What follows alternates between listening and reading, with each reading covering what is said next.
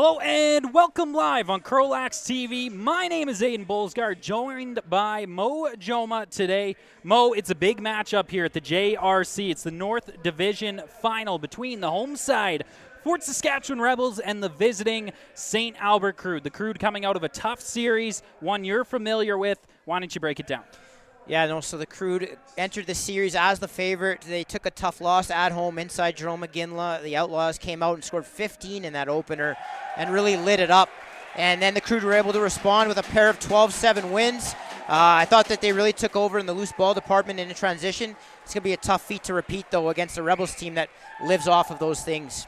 The Fort Saskatchewan Rebels obviously been out of commission for their bye week in the playoffs. Placing first in the North Division, booked their ticket to the North Final with nobody in the way. And, of course, the host team in the impending Larry Bishop Championship. And the Crude automatically booked their ticket coming in after beating the Outlaws in that first-round series. So this one, some would say, doesn't matter much going into the big show August long weekend, but I think the history between these two teams, the St. Albert and Fort Saskatchewan matchup, storied all the way back from my playing career, and I'm sure yours, Joma, as well.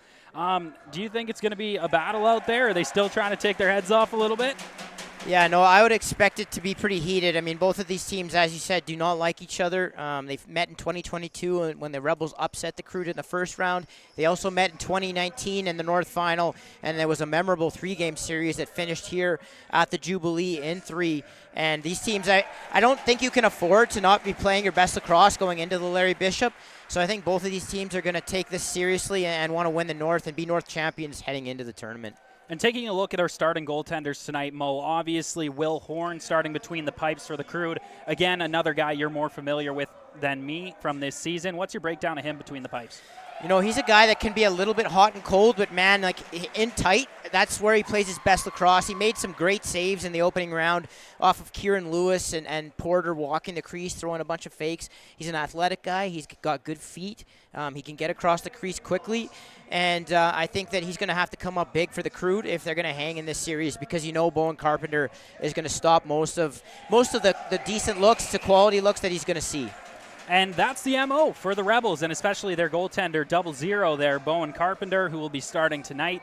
He loves the outside shots. That's what the Rebels defense prioritizes, keeping teams to the outside, not a lot of action going through their own 24. And if the Rebels can execute that tonight, I think you're going to see a stumped Crude offense. That seems to be what teams are trying to do against the Rebels, penetrate the middle. And when you can't do that, in which they've been very successful at stopping teams from doing so, that's why you're seeing that Rebel success this year. And Bowen Carpenter between the pipes when he's had to be, has been the man in tight from far out wide. Hot and cold maybe a little bit this year, but when he's on, he is on. Yeah, and I think you're going to see two of the more athletic goaltenders in the league go head-to-head here. I mean, both guys, at times I think Horn is he struggles a little bit with some of those outside looks, something that Carpenter doesn't as much. And I think the more that he can limit those shots from 35, 40 feet out, is going to really help the Crude stay in this series. And by the same token, I think that the higher scoring that this series gets, the better chance the Crude have into hang, because they do have the offense that can go blow for blow with the Rebels throughout the series. And if we're talking about that high-powered offense, first starting with the Rebels, obviously they have some well-experienced shooters, some snipers from the outside. One that stands out, obviously, Jackson Baker for them, the all-time leader in points now for the Rebels, just crossed that milestone this season. A lethal outside shot and also able to get active in tight with the goaltender.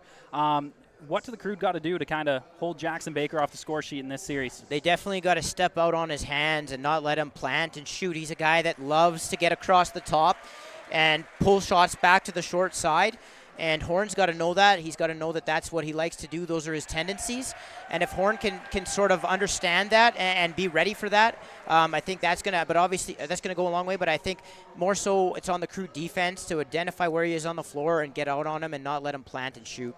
And Mo, moving over to the Crude, I'm obviously not as familiar again. Who are a couple of guys to watch out, ones we're going to see a lot in this series? I mean, I don't think I'm shattering the world here with this take, but Josh Fodchuk and Liam Elliott are the two guys that make their offense go. And similarly to Baker, they do a lot of their damage from the outside. So the Rebels are going to, and they do this very well, jump out on the shooters, take their time and space away, get on their hands, and not allow them to get into the middle of the floor. And by that, I mean not necessarily in the middle of the 24, but into the middle of the floor where their shooting lane opens up and they have full access to the short side and the far side. And I think the Rebels are going to be well equipped to try to slow those guys down that way. Fodchuk, one of those I have seen play quite a bit. I'd say plays quite a bit of a different game than Jackson Baker. Baker, obviously, that high-powered shot from the outside, but Fodchuk more slippery out there, a bit of a smaller body, and I think that's how he finds his way through offense, is something that's going to cause a great challenge for the Rebels in this series. If we're alluding back to my thoughts about breaking the inside of that Rebels defense, if there's anybody that can do it, it's Josh Fodchuk. No, certainly Josh Fodchuk is a guy that can do that, and he's also a good guy, or a guy that can feed the ball into the middle, and that's what I think the Crude are going to have to do, is gain access off the ball into the middle and send those cutters through. And we're just headed into the national anthem here, so we'll take a short little break while that's going on, but we'll be back with some action on CROW LAX TV.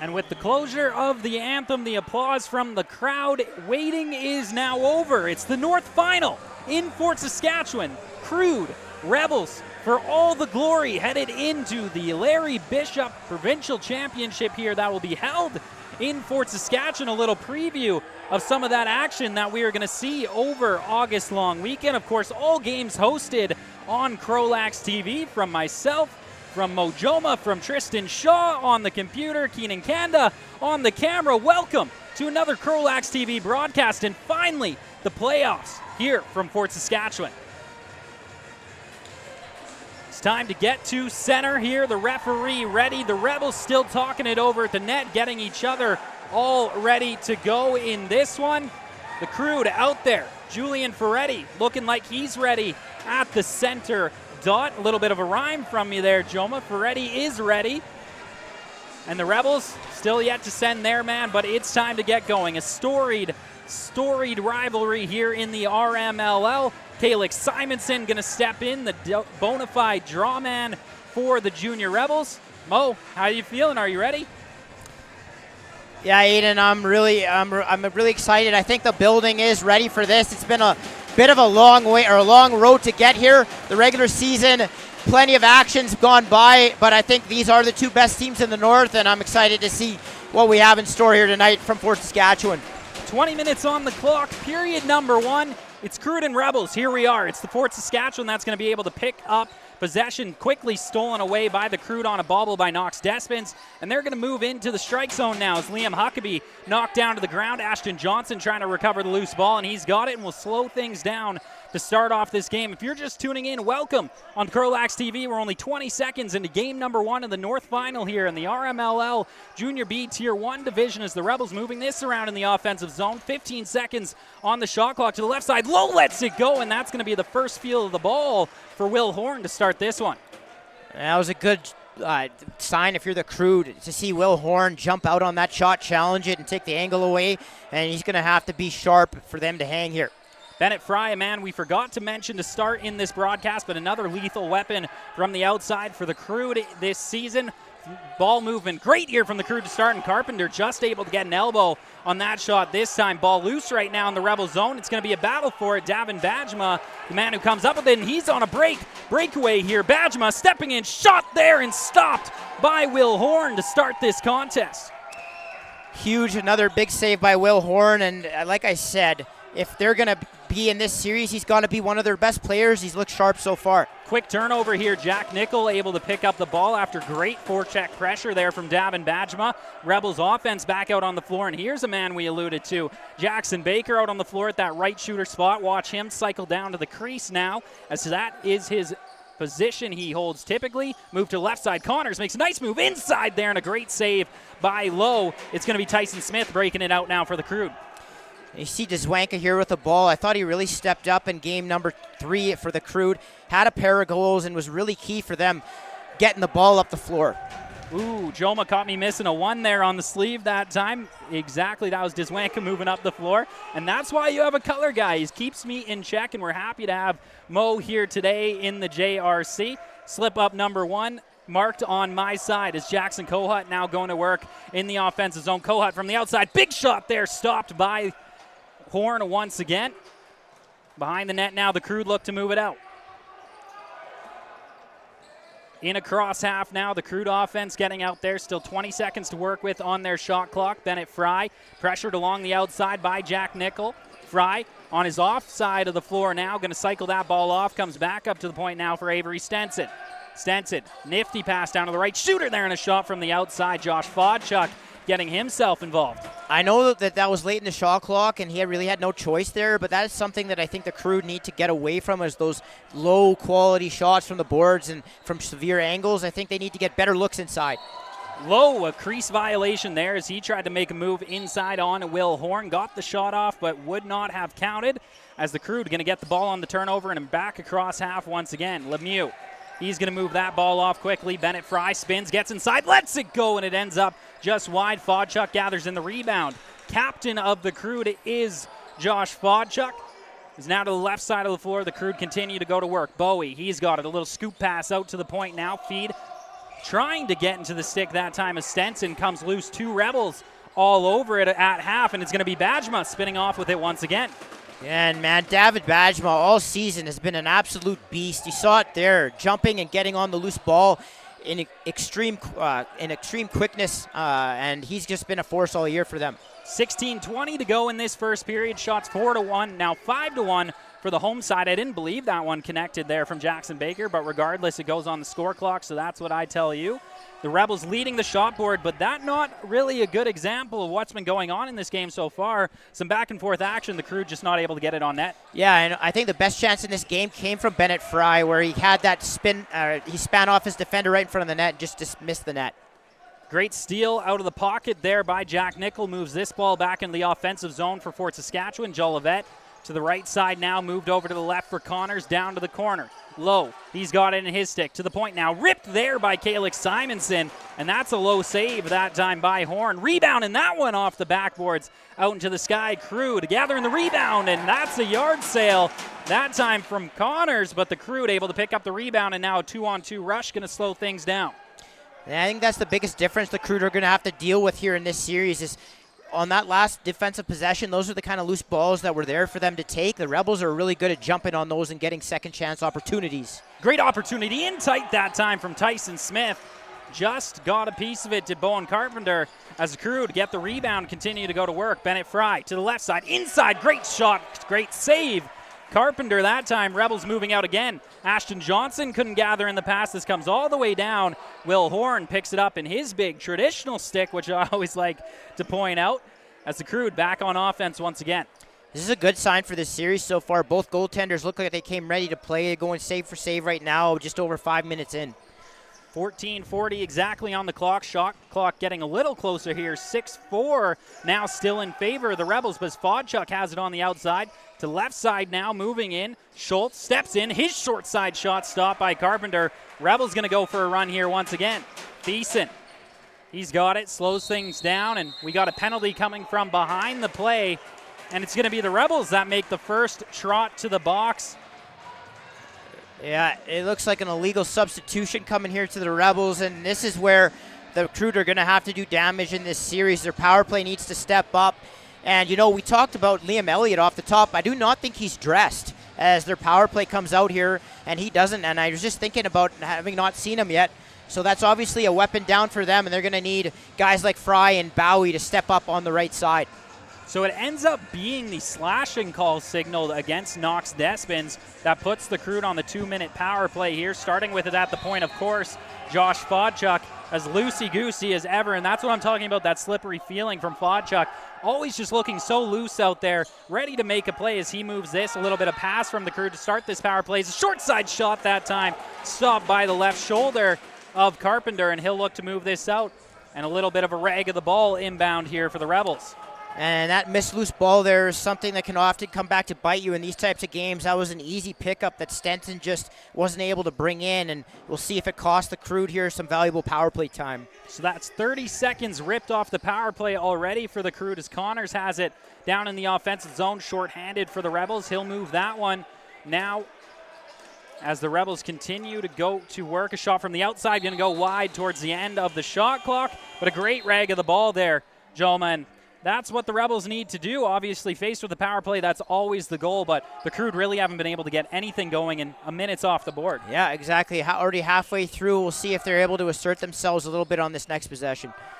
Ball getting moved around. Again, a little bit of pass here as the shot clock winds down. Another one coming from the outside there, and it's going to end up wide of the net. Rebound recovered, that one off Carpenter, but the Rebels yet again gathering in that rebound off their goaltender as Walsh moves that ball the other way to Nickel. Nickel going to slow things down now as we approach 13 minutes to go in the period and 40 seconds in this penalty kill for Fort Saskatchewan as Nickel knocked down to the ground. That sends St. Albert back the other way. It's Lemieux with it. Lemieux going to make a move inside, all alone now, stretching across Bowen Carpenter. A great save there, his best showing so far. Really nice aggressive play there by the youngster Lemieux in his rookie season, playing with no, just no hesitation there, going right to the net underneath his defender, and Carpenter showing his athleticism. Moving in with it now, Calix Simonson has it way up high on the right side for the Rebels. Simonson scanning the floor as Baker, the last man off the bench here, kind of tailing him as he's going to look to switch off with the pick and roll. Didn't quite execute it as Simonson still with the ball. And again, still killing off that penalty are the Rebels, but now we're back 5-on-5. So a very successful penalty kill for Fort Saskatchewan as that shot clock comes to an end. Turned over to the Crude, but that one maybe a little bit demoralizing for St. Albert. Yeah, a little bit, but I do think I like the way they've started this game. I feel like that they've been relatively competitive on loose balls, and they've shown the ability to take the ball to the net and get on top of Carpenter. Now down in the Rebels zone, it's loose as Walsh comes in and picks that one up. A big body for the Rebels who's been strong all season, aggressive, and brings that fire that sometimes this Fort Saskatchewan team needs. I mean, with any high-quality offensive team like Fort Saskatchewan that really is dominated so far this season, sometimes you need that spark, and I think that's something Walsh has provided very well throughout the regular season. We'll see it again. There's a quick shot from low off that right foot that time of Will Horn. Loose ball recovered by the Rebels. Fresh 30. Another shot for Connors. Stopped once again by Horn, and it's the Crude with it, but a loose ball picked up right there by the Rebels. That's that forecheck we've been talking about, is Dylan Pook with it in his stick now. That's probably the best characteristic of the Rebels, is they shut down other teams' possessions with their loose balls and extend their own with loose balls. Connors makes a move inside, steps in, and a great shoulder save. Reading it well that time was Will Horn, who recovers it in his own crease now. Ball moved out. Crude going to go for a fast break possibly as Lemieux's coming in 2-on-1 with Fodchuk. He's got it. Fodchuk low, and a great save that time from Carpenter. The Rebels maybe going to try to do the same thing themselves as Nolan Eastwood moves up the floor. And I talked about it off the top with Horn. His feet laterally are great, and he's shown that here in the first 10 minutes of this game. 10:40 to go in the first period. 0-0 tie between the top two teams in the north. Rebels coming in as the top seed. The Crude getting past the Outlaws to book their ticket to the Larry Bishop and going to meet once again with the host team, the Fort Saskatchewan Rebels. A little bit of a preview yet again, and I'm sure we have lots of you tuning in for that reason. It's going to be an exciting stretch here of lacrosse in Fort Saskatchewan. We're only a week away from that big tournament, and we're going to see who's going to have the bragging rights rolling in as we approach the halfway mark of this opening frame. Ball loose in the Rebels zone. Crude able to recover. Move to the left side now. Bennett Fry steps in, feeds it across, and great save. Carpenter sliding across like a hockey goalie that time on his pads. And that's going to be the conversion now. The Crude get back on the rebound. Jomo, what'd you see? first off, great save by Carpenter. Answered a couple of great saves by Horn in the other end. And then I believe that's Kieran Lewis, the affiliate, the left-hander on the Crude, who ripped that up high on Carpenter as he was getting set back up off of the cross-crease save. And the Crude take the early lead. And this has kind of been a reoccurring issue for the Rebels as we've come down the stretch of the regular season now into the playoffs. Not starting games they want to, not getting that opening goal. And I mean, for the Rebels, obviously, they're a team driven by results. And when they're not seeing them, I think it's something we saw in that Queen City matchup here, that they get that demoralizing feeling. For the Rebels, I think a quick answer is exactly what the doctor ordered here. Yeah, and I said it on the podcast this week. I do think they really want to get their offense going, and now is the time here as we've already approached the midway point of the first. Rebels with it. Joel Levesque going to feed that one to Pook from the outside. Quick shot. Great save by Will Horn. Holding on to the rebound, and now a little bit of rough stuff interjecting into this game, and it looks like it's going to remain Rebels ball as Calix Simonson having a little conversation here, letting them know. Yeah, Ferretti never hesitant to get into some verbal altercations, and Calix Simonson can chirp a little bit himself, so it's not all that surprising that those two guys would have words here as we just get our feet wet in this best of three. So, Mo, we're now in our first media timeout of this contest. 1-0 your score in favor of the St. Albert Crude. Shots 10-10 on the board. It's been even throughout. They just get the one that breaks the ice. What have you seen out of these two sides so far? You know, I think the Crude are playing some of their best defense of the season so far. They've been very good at sort of angling the Rebels down the wall and not giving them access across the top and into the middle of the floor. And when they've broken down, Will Horn has really made some great saves. And then on the other end, Carpenter's answered with a couple of his own. Maybe not quite as busy, but you know, I expect these two guys to trade saves, and this might be a little bit of a lower scoring series than maybe some expected. And to me, a big possession coming up here for the Rebels out of the media timeout. A good little reset button in this first period after going down by one, and let's see if they can make something happen here. Kohut feeds that one to Baker. All the big boys out there on offense right now for Fort Saskatchewan as Connors to the inside. Quick shot, Pook, and that one stopped by Horn, and the Crude quickly back the other way trying to stretch this one. Quick shot there, going to be stopped up on Huckabee. Rebound comes out. Huckabee getting his own rebound that time. That's the fire that Mo's looking for on the offensive end from St. Albert. But Jack Nickel, a great strip here. He's on a break. Nickel steps in all alone. Shot wide that time. That's got to get on the net. Turnover to the Crude. That's great effort by Huckabee there to extend that possession. He's just got to move it a little bit quicker and allow his offensive guys to set up. Fodchuk brings this one into the Rebels zone, funneled back out high now. Shot from the point going to be blocked down by the Rebels defense. Rebound unable to be recovered, and that's another interesting part of the JRC since we've been brought back in here is the slippery floor. It really has come into play in a lot of games so far. You see it there. Crude still with possession, though, that time around. Bennett Fry, he's got it now at the left wing, going to feed that one up to the point for Bowie. Bowie holding on, scanning the floor, goes back to Fry, who will move it all the way across now up to the point. Rebels defense out high right now on the Crude, again prioritizing keeping them to the outside. Not seeing a lot of cutting and movement from the Crude so far on this possession. Fry from the outside off a body, out of play. That should stay Crude ball. Yeah, it's a nice break for the Crude there, getting the extension on the shot clock there with the shot off of the Rebel defender. Fodchuk move that one back over to the right side. Is this shot going to go a country mile wide that time, but gathered back in as the Crude continuing to go to work. Ball back out high now. Bennett Fry along the outside, trying to find Fodchuk, I think, but a man snagged it in the middle, created a shot, but again, wide from the Crude. Mo, a lot of great opportunities for St. Albert. I think this could look a little different if the target practice was just a little bit better down in the offensive end. Yeah, and I do think that the Rebels were a little bit more aggressive. They're stepping out on the shooter, and Lewis wasn't able to get a clean release on any of those three attempts that he had. So good defense by the Rebels. Baker on the outside lets one go there, and a great elbow save that time from Horn. Crude quickly pick up and are headed back the other way. Noah Reich, he's got it. Stepping in down Broadway. Vetch out on him, though. Moved out to Fodchuk. Fodchuk, a little sneaky shot, just whistled by the ear that time of Carpenter. No doubt he heard that one going by, but nonetheless, Rebels ball. And this is where I'd like to allude to the Rebels captain, Matthew Vetch, who has probably been their best transition player all season long. primarily on the defensive end, but has put up great offensive numbers from that side of the floor, constantly moving the ball with great pace and a wicked shot when he gets his opportunities. In the middle now, quick shot for Lowe there, and a nice shoulder save. It gets in behind, they score. The Rebels tighten this game up 1-1 on the inside. It's Lowe. He gets the lucky bounce off the shoulder of Horn, but Mo, the Rebels, right back in it. Yeah, Horn got a huge piece of that, and unfortunately for him, it just snuck in behind him. Now, if you're watching at home, I thought they might wave that off because by the time that went in, the Rebel was standing inside the crease, and I thought the official, Nathaniel Gillespie, might wave it off, but no wave off forthcoming there, and the Rebels have tied it. And again, the rule there that Mo is alluding to, an offensive player, regardless with the ball or not, cannot take a path through the crease at any point. It will get whistled down, and I do agree with Mo there. I think there is a chance and an argument for that one to be shut down as Fodchuk gets a great pass, steps into the middle, and a great save by Carpenter, getting down and making that one with the left pad. Bajema moves it back across half.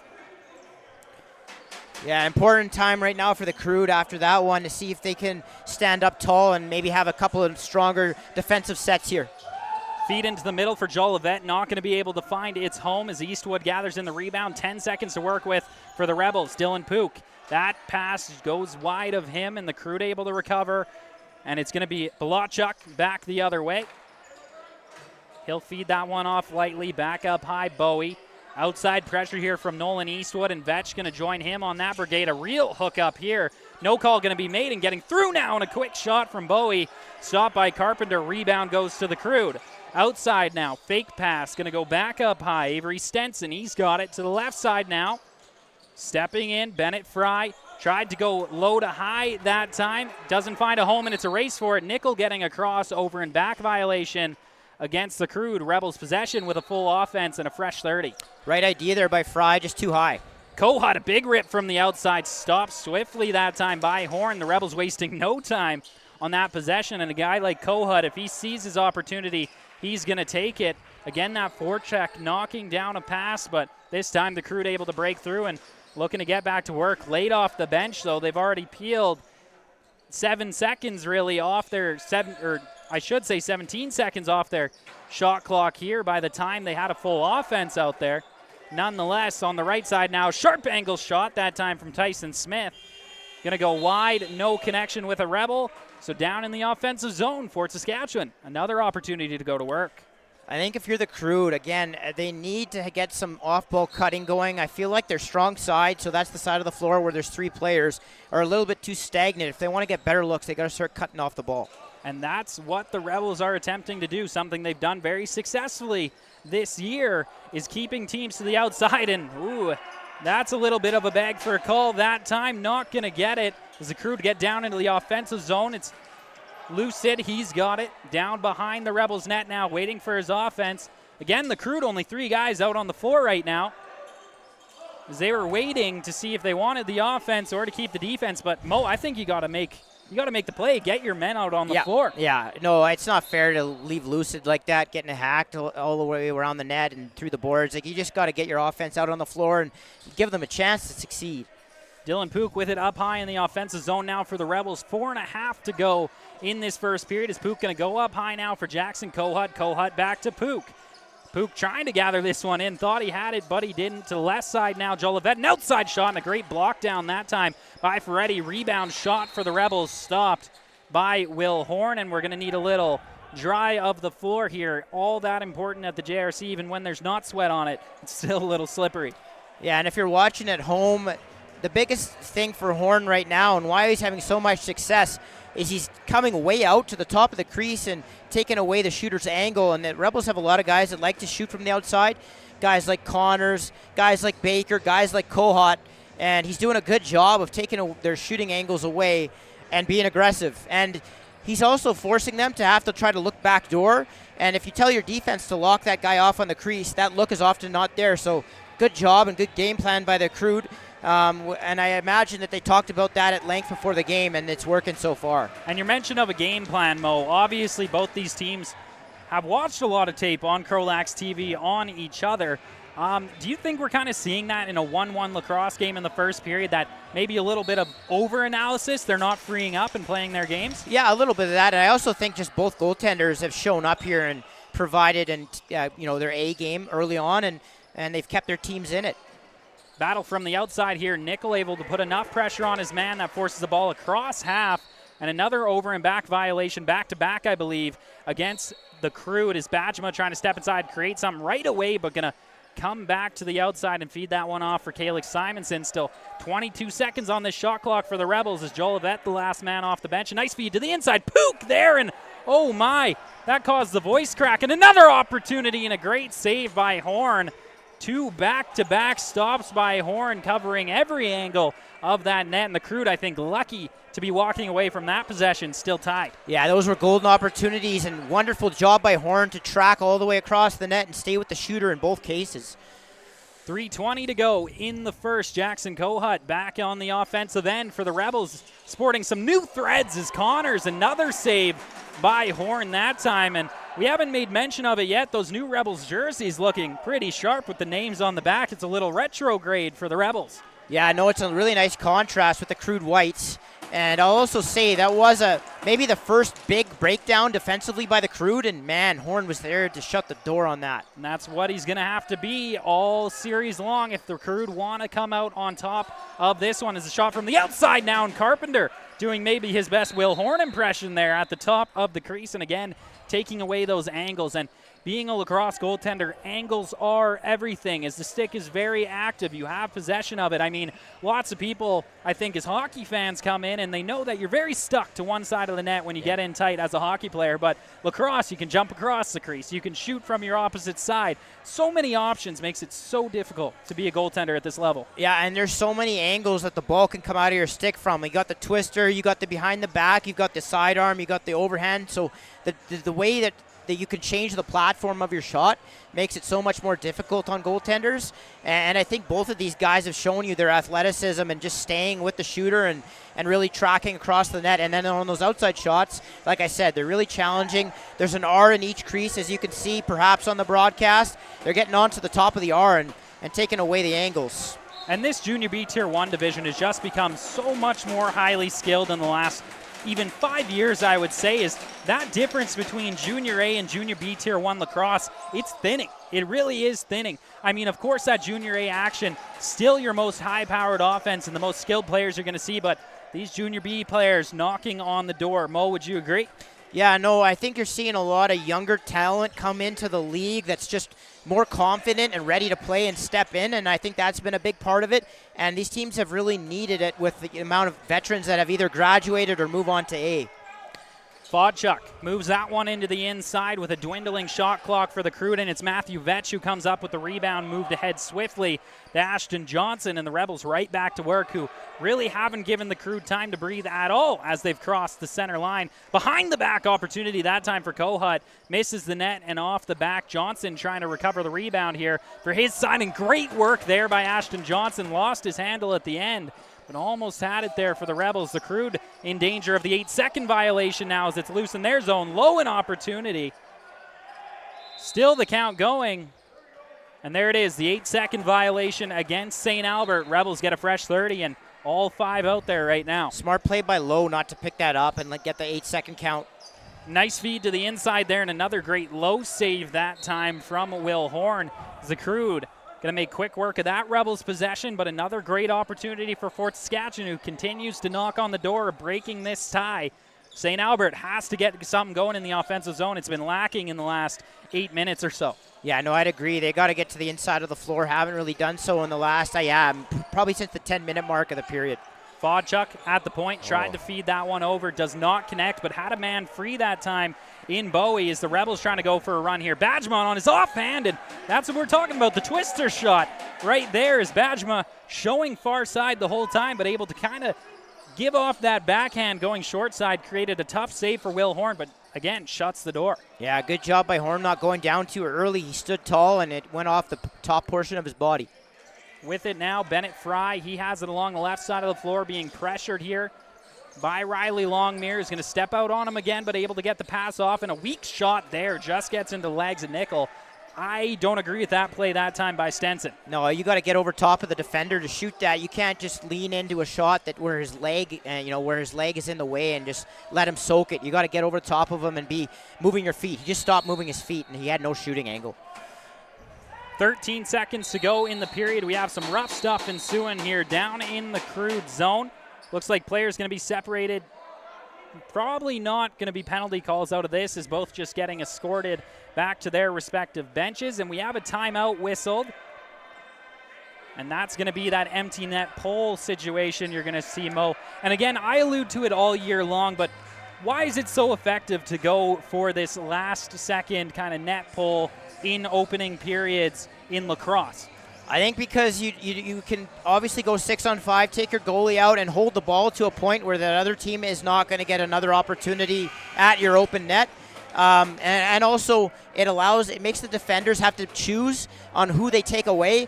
And especially if you send a guy into the middle of the floor, he can go up and open up so many different options, whether it's on the crease, whether it's for a cutter, whether he seals down for a guy to come up over top. There's just so many ways that you can create space for yourself with that sixth guy on the floor. And it looks like the Crude not actually going to go for that play this time. Again, another surprising call. Okay, now we're going to see Will Horn make his way to the bench. I was a little concerned there for the judgment call from the Crude bench, but nonetheless, 6-on-5 will be what we run. So Crude going to step across half. Don't look for movement here until about the 7-second mark. The Crude going to have to get to work now. Only 5 on the clock. Back outside, shot there, and Carpenter able to get an elbow on it. But that will do it for period number 1 from the Jubilee Recreation Center in Fort Saskatchewan. It's a 1-1 tie between these two sides in game 1 of the North Final. Joma, any last buttons on that first period? I just think that last 6-on-5 sequence was kind of emblematic of the second half, or the last 2/3 of the first period for the Crude. Just didn't really work to get inside and just settled for a perimeter shot, really not moving their feet. And I say that because most of their game has been so impressive. They're right in this game playing better defense than they have all season long. If their offense could step up here a little bit, they got a real shot. Lackadaisical would be the word that I use for the Crude on the offensive side of the floor, but I agree their defense still doing a great job throughout that entire 20 minutes. Obviously, that was the focus in practice when talking about facing this Rebels team. But we're at the end of the first period, heading into intermission. My name's Aiden Bolsgaard, Mo running color today, Tristan on the computer, and Keenan on the camera. We'll be back in just under 10 minutes with your second period action at the North Final here on CROW LAX TV.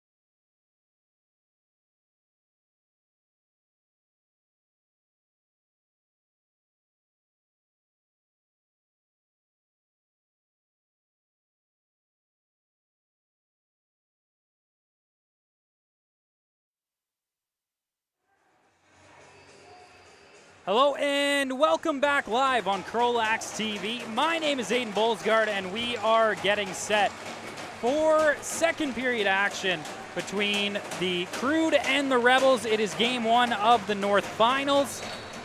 It's a 1-1 tie headed into that middle frame. Mo, you've had 10 minutes to think about it. The Crude, I think the team that fell off a little bit there towards the end of the first period. What do they need to do in this at the start of this second period to get back to kind of where they were in that first 10 minutes of the first? Yeah, I think that their first half of their shot clocks defensively, they're playing excellent defense, and then, you know, sometimes off the loose ball, they're having some small breakdowns, and Horns had to come up really big. And then offensively, like I said in the first, they just got to get more movement on their strong side and get some off-ball cutters going, and I think that's going to open up the floor for them. And we are officially underway, a little reset of the draw, but nonetheless back at it now as Fodchuk rips a pass right through the middle and finds a connection with Bennett Fry on the other side. Return back up high now. Fodchuk cycling up to the point, way outside again, not seeing any of that middle movement for the Crude on the offense. The Rebels doing a great job keeping them to the outside. That's been the difference maker on these possessions is Fodchuk. A nice scoop pass to the outside, and the outside shot stopped by Carpenter that time. Yeah, that time that's the left side who was strong. So three lefties out there, and they all just sort of stood, and it really bogged down the offense there for the Crude. We're only 45 seconds into this second period. The Rebels now having their first offensive possession as Eastwood rolling down low ends up behind the Crude net, looking for an option here. And again, this is the difference. Lots of movement from the Rebels as Baker lets one go from the outside. Again, a good job of the Crude sticking with their man as they're cutting through, making it hard to connect with a pass, and that's the reason, again, you're seeing that outside shot from the Rebels. Yeah, that cut by Jolivet opened up that outside look from the top there, and that's exactly what the Crude need to start doing more of. And we have a penalty inbound here to the Rebels. It's going to be another slashing call. This time it's going to be Nickel headed to the box for Fort Saskatchewan. So 0 for 1 on the power play in this one are the Crude now, their second opportunity. Joma, after watching that first power play opportunity for the Crude, which was essentially spent mostly in their own end thanks to the ragging ability of the Rebels, what do they got to do? I know you mentioned being more on those loose balls, keeping those offensive chances alive. Is that still your iteration here? Yeah, and maybe a little bit of movement up top to free maybe a quick stick down low, or maybe a scissors action for a shooter to walk into the prime area of the floor and get a good look on net. So we're only 15 seconds into the power play. A quick outside shot that time by Fry, stopped by Carpenter. Crude recover the rebound, extend the offensive chance, and a shot from the outside. They score. The St. Albert Crude reestablish their lead early on in this second period, now 1 for 2 on the power play. The affiliate, Kieran Lewis, stepping up with a pair of goals here. First, he went far side top corner on Carpenter in the first. Now he goes short side top on Carpenter to double up on his output, and the Crude have the lead once again. So we'll restart from center here once again. Calix Simonson in against Ferretti. Ferretti owned that dot a little bit so far in this game, but it's the Rebels who come up with it after that draw. Pook going to carry this down to the right wing half boards now. Scanning the floor, and his offense is out there, so he dishes off to Jackson Kohut. Kohut to the left side now. Low, he's got it, gets a pick, and a quick pass down to the corner there, and the shot opportunity for Kohut, but right there to find it, Will Horn. Yeah, I was listening to a podcast the other day, and Jason Greger was talking to, I forget, his name is escaping me, but he's the new goaltending coach of the Oilers, and he was talking about how the best goalies read the play. That's what Horn just did there. He was set up for that quick stick before it even got there. I like that right there. A little callback to what we've learned and implementing it in the broadcast. Done like a true professional right there is Thiessen stepping in, 3-on-1 feed to the inside. Vetch just couldn't quite gather that one in. I don't know if he expected that pass coming in so low into the zone, but nonetheless gathers in the rebound. And now pass knocked out of the air that time by Menon. Is the Crude going to be headed back the other way? Yeah, good loose ball there by the Crude. Aggressive to jump on top of the Rebels and turn it over.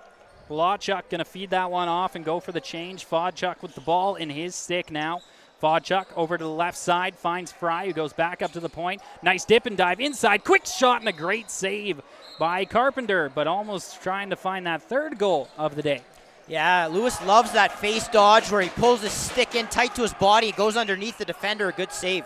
Quick shot from the outside from Simonson. Gets soaked up by the Crude defense that time. Low along the outside, a little restart of the shot clock, and his shot in the stick that time of Horn. And now it's looking like it's flipped vice versa here in this second period, Mo. Quick shot clocks here for the Rebels. Not a lot of time spent in the offensive zone. And the Crude doing a better job of controlling the play. Yeah, and they're shutting off the middle of the floor now. The Rebels not really accessing it. Good strip of the ball that time by Bajma. Rebels trying to change that narrative here as this ball popped loose, but Bajma gathers that one in again, stepping to the inside now, gets in through the middle, and that shot ends up off the elbow and wide of the net. Bajma gathers in the rebound, but two Crude members all over him right now in the corner.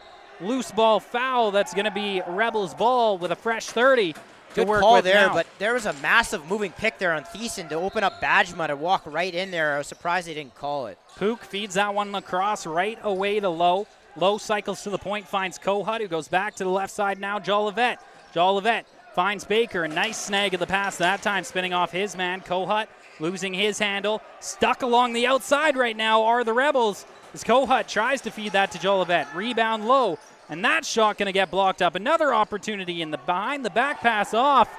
Crude. Great defense. Suffocating the Rebels right now. All passes, no action as the Crude back in the offensive zone. 15 and a half to go in this second period. Ball funneled up high by Lemieux. Fodchuk with it now to the left side. Finds his man in Bennett Fry. Fry, his pass across almost picked off by Despins that time, but Fodchuk able to gather it back in. 6 seconds on the shot clock. Outside in that one. Maybe a little tricky for Carpenter. That was almost from center, yeah, and he had to do the partial splits to get to that. Vetch brings this one back into the offensive zone for the Rebels. Eastwood, he's got it once again. Eastwood getting picked up by his man that time into Kipolo. Feed to the inside. Low steps in, and it's waved off. Great shot by Low to get it over the shoulder that time of Horn, but no dice for the Rebels as the crease violation. Great move by Low, but easy call for the official. He had a foot planted inside the crease before he even faked. Crude back on offense here. Bennett Fry, he's got it along the left side at that shooter spot. Fry going to feed across, and they've been playing with that all game long, as now it's going to be a rush for Connors. One-on-one, lets the fake go, and a great stop that time by Horn. Horn has been unreal up high in this game. He's got his shoulders active, and he's really tracking everything out of the shooter's stick. Great job by the Crude. Exactly what the doctor ordered for them, as we are 5 minutes and 40 seconds into this second period, and another picked off pass by the Rebels. Eastwood coming in 2-on-1, but needs Johnston to catch up. Johnson and Eastwood going to let it go. And another opportunity, they score, and that's just a weak rebound given up that time. And it's buried by the Rebels. 2-2, the tie once again. All those saves from Will Horn during this game, and then that's what goes in. That's really heartbreaking. You don't like to see it. A bit of a grimy goal for the Rebels, but obviously they'll take it as they've trailed for the majority of this game. They even it back up with 14 minutes to go in the second. An opportunity for the Rebels to try to find their first lead of this game. Playing chase is not what you want to be doing in a series and not what you want to be doing in a game. As we approach center once again, Simonson cleanly comes up with that one, and that's a pure high stick that time on Johnson. No call. Yeah, no, the Crude got away with a bit of a one there, or a bit of a call there, but yeah, I was just going to point out that was from the wrong side of the floor, that last goal. Low with a rebound, Chansey scores. Low, a little board jump that time, showing the action for the Rebels. And again, a great save initially by Horn, but that rebound given off turns into an opportunity for the Rebels. Yeah, I talk about it all the time. The Rebels love those second chance opportunities like a great rebounder in basketball. They're always around the front of the net, around the back of the net to collect balls off the boards and get those second chance opportunities. And that's what Reed Lowe does there. And the Rebels, I believe, have their first lead of the game. Yes, they do, Mo. Yes, they do. 3-2 is your score under 14 minutes to go in the second period. It's almost the halfway mark of this game already, just flying by as Johnson gets this ball out of the draw and brings it in the offensive zone for the Rebels. Johnson feeds this one back up to the point for Eastwood. Eastwood scanning the floor now as he'll jaunt this one over to the left shooter spot and feed it down to the corner, finds Pook. Pook from the outside, short side shot, he scores! What a seeing eye shot that time from Pook. And all of a sudden the hole's opening up in Will Horn. Yeah, no, that's 3 in a row. That, I mean, the third one, it was a bad bounce. Tough to really fault Horn for that, but you know, these last few goals have not been pretty. And if I'm the Crude, I'm calling a timeout right now, trying to settle emotions down, because this is a time of the game where things can get out of hand if you're not careful. 4-2 now your score, thanks to the snipe show from Dylan Pook, sneaking one right in between the post and the left leg of Will Horn. Loose ball out of the draw, recovered by the Crude. Fodchuk trying to bounce his way inside, all over him though. Davin Bajma pushing him all the way out now, as that's a bounce pass that Fry able to gather in. Fry moves his way past Despins, has it knocked out of his stick. Rebound gathered back in, fed across Fodchuk. Fodchuk challenged by Bajma once again. Going to feed that one to the center there and right through the crease, and a little bit of contact with Carpenter that time. Rebels ball. Yeah, these next 5 minutes are going to be really key to the outcome of this game. Can the Crude provide an answer here for what's been a bit of a frustrating, if you're the Crude, run here? Some balls that should not have gone in the net have, and we'll see what they're able to reply with here.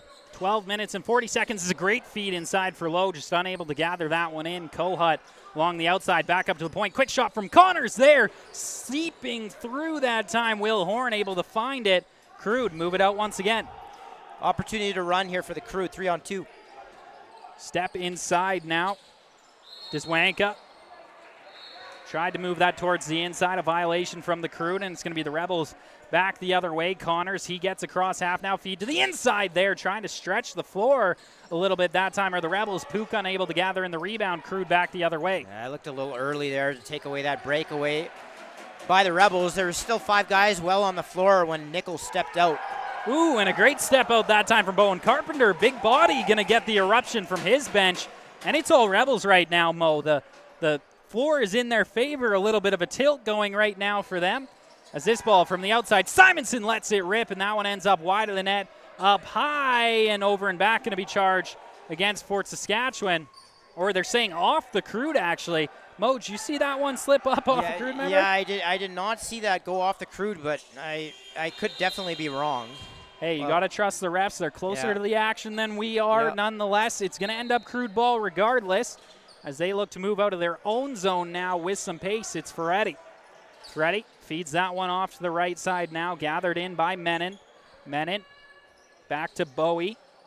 Bowie trying to funnel down low now, has a one-on-one matchup as his shot goes in towards the net. They score just over the line. The Crude answer, and they're back within one. So the Crude get a trickler now to answer back, and I was talking about, you know, the next goal being really big and the next run in 5 minutes being important, and every game has those pressure points where games can turn on the next goal, and that's a huge goal here for the Crude as they get back within one, as we still have over half the game to play. 11:14 exactly on the clock here in Fort Saskatchewan. It's a one-goal game, and why shouldn't it be? It's Crude versus Rebels in the North Final. First time it's happened in a while, Mo, and it's living up to expectations, I would say, so far through this game. No, for sure, and I want to point out that some of the Crude defenders have really stepped up in these playoffs, and the top of the list would be Tyson Diswanka. I talked about his Game 3. He's been strong again here tonight. Pook with it now, funnels that one up to the point for Lowe, who finds Eastwood. Eastwood to the middle for Lowe, and that shot knocked out of the air, I believe, by Nikipolo that time, and another opportunity. That's going to get whistled down. Eastwood thought he had it. I thought he did too, but from behind the play, whistled down. Eastwood headed to the box. Power play number 3 coming up for the Crude, 1 for 2 so far.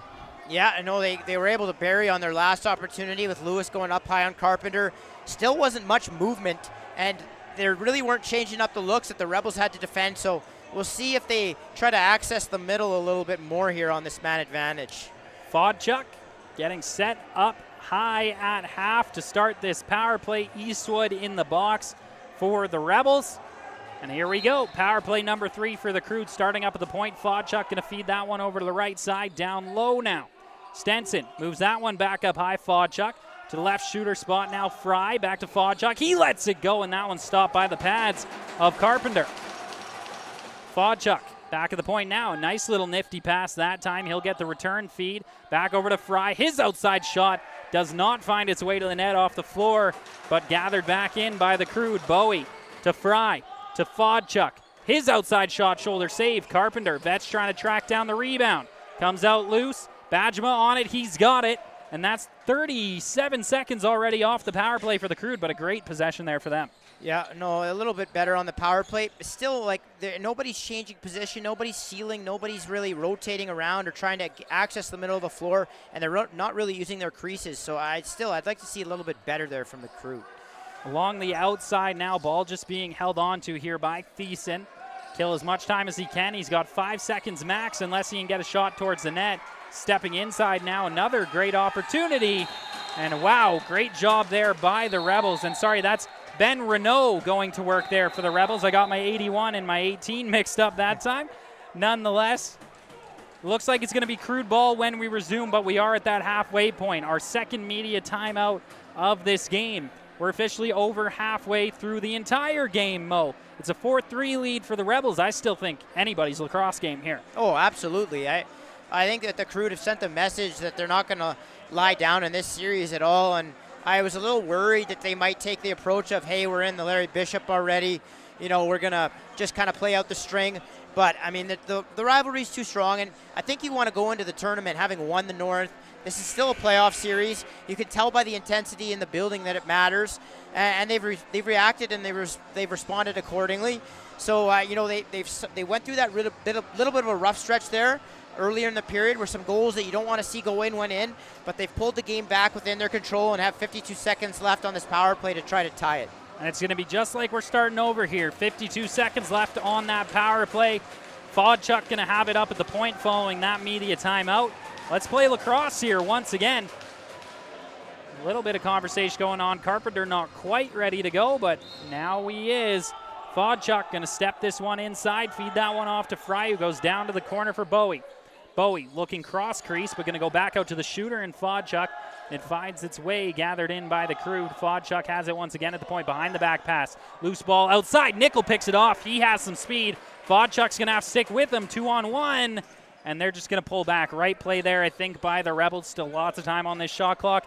Not so much on this penalty. Yeah, exactly. You have a chance to kill the last possession. You got to pull it out, especially with two Crude players back.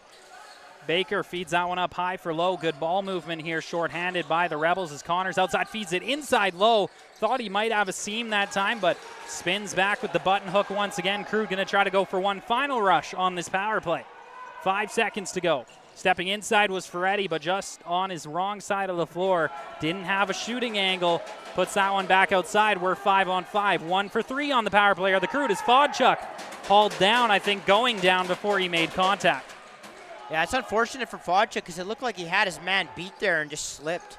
Eastwood feeds that across Baker from the outside there. Bounce shot off the post. I think caught a little bit of a piece of horn that time to slow that ball down. Rebels recover the rebound. Fresh 30 is Eastwood from the outside off the pads, trying to gather it in, and he does. Eastwood over to Baker. Baker, little head signal there to Pook as he'll feed that one back out high. Eastwood misses that pass. Ball comes loose. Crude trying to gather it in. Still loose. Nobody can get it. Hot potato right now out there. And we're still battling for it. Jolivet on it now. And finally, the Crude goaltender, Horn, gathers that one in. Yeah, the Crude might have had a breakaway there. Someone had snuck in behind everyone. If Nicapillo could have picked that up, they might have had an odd man break. Another chance here turned over by the Crude. Bajema going to feed that swiftly ahead. It's a break here for the Rebels. Walsh scores! Just like that, a turnover in one end turns into a goal on the other.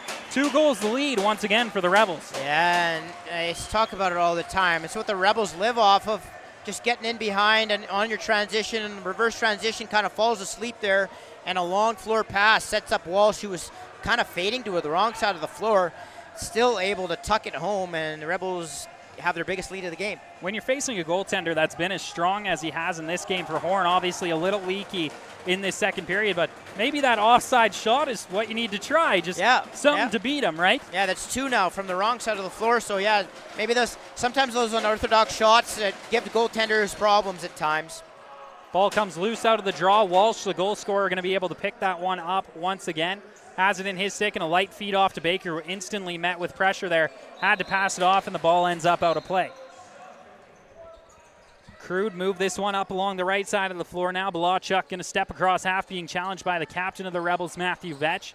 Blachuk spins back, finds Fodchuk, who's played essentially every offensive shift of this game for the Crude. And I think you're going to see that not only here in the North Final, but as well in the Larry Bishop for the Crude as Fotchuk lets one go from the outside. That one out of play and going to be chased down by Nickel. It's going to be a fast break for the Rebels. No, he's going to pull back. Rebels not trying as much of the speed plays down the floor right now, having a little bit more success setting up, but of course have still been able to stretch the ball well. Yeah, I know. I definitely think it's something they're looking for, but I think when he picked it up, there was just too many Crude sweaters kind of coming onto the floor in front of him. Baker from the point, a shot, he scores! Jackson Baker, the low shot, beats Will Horn, and possibly one of the cleanest shots that have got past Horn so far. Yeah, that was probably the best of the bunch that have gone in on Horn in this game, at least in the second period. That was a great pull shot. You see shooters who have that ability to sort of pull the ball back to the short side as they step across the top, and that's what Baker did there, labeled the bottom short side, and gives the Rebels a 3-goal lead. So under 7 minutes to go in the second, 6-3 your score for Fort Saskatchewan. This game's starting to trend the direction that I think anybody analyzing from the outside may have seen it going. But the Crude, again, at times in this game, really have dominated the floor. They just got to get back to that same foot pace that they've had in those moments. Yeah, they're also, really right now it's going to need, their offense just needs to step up. And they haven't really, again, they've gone a long stretch here without a real quality look on Carpenter. And their offense needs to access the middle of the floor. I can't say it enough. Just not enough movement. Dylan Pook feeds that one to the left side. Jolivet, his shot going to get whistled wide. Pook there to pick up the rebound. 8 seconds on the shot clock now for the Rebels. Pook from the outside. His shot stopped by the left forearm that time of Will Horn, and rebound gathered in by Lemieux. And he's going to jog this one up the floor, beating out Connors across half. And when I talk about accessing the middle of the floor, I don't just necessarily mean inside the 24. I'm talking about getting inside. As Walsh steps in and fires one off the post. Go ahead. A little bit of brother action there is all I was going to say. It was Reese Walsh who was able to convert on the goal earlier for the Rebels. But that time, I believe, Rylan Walsh there with the opportunity that goes off the post. Yeah, so what I was getting at is those seals up top two can access the top of the dotted line, and those are such better quality looks for shooters as opposed to shooting from the boards and shooting out on angles. And a great stop by Carpenter there, kind of an impromptu save, squeezing his heel against his bottom end to make sure that ball doesn't sneak through the 5-hole. Nonetheless, another great shot from Fodchuk, unable to convert. Through is another chance, they score! The Rebels on a run. Knox Despins, a little bit of a crease dive, getting past that left leg of Will Horn. And with 5.5 to go, it's a 4-goal Rebel lead. Okay, so that was a great goal. I don't want to take anything away from Despins, but the ball hit Horn and popped into the net, and by that time Despins was lying in the crease. I don't know why they didn't wave it off, but if I'm on the bench for the Crude, I'm not happy about that. I mean, I'm looking right now. Nobody seems to really saying anything, but yeah, as somebody who's been around this game for like basically all 35 years of my life, I'm surprised they didn't wave that one off. And having to do a little broadcaster back and forth this time around, Mo, I actually do feel Despins got that one off before his torso landed. Both his feet firmly planted outside. Yeah. But of course, again, no replay available in the RMLL. Yeah. So it's up to debate from here out. Fair enough. Up high now, ball comes out to the left side for Fry. And I guess people at home are going to be sitting here, well, this is the Rebels guy all year long. Of course he's saying that was good. and of course we're with the Crude guy who's been there all year long, so he's going to say no. And we're living up to the stereotype a little bit here, Mo. A little bit maybe. But I feel like I'm very unbiased, and I don't know. He was lying in the crease there. And a great opportunity for Fry, and another one in tight that time, and a great save by Carpenter and Johnson. Better offensive look. Going for a run here the other way. Johnson spinning off his man and tried to go by that left foot once again of Horn, which if we're kind of counting back goals here for the Rebels, that left low side of Horn has seemed to be the leaky part. We saw Pook score there, Baker score there, Walsh score there. And on that last goal, yet again, Despin sneaking by on the crease dive. Maybe a little bit of a scout going on now for the Rebels. Yeah, that short side low, if you're a righty or a lefty, depends. But yeah, it's flipped back and forth. But yeah, that low corner has been open.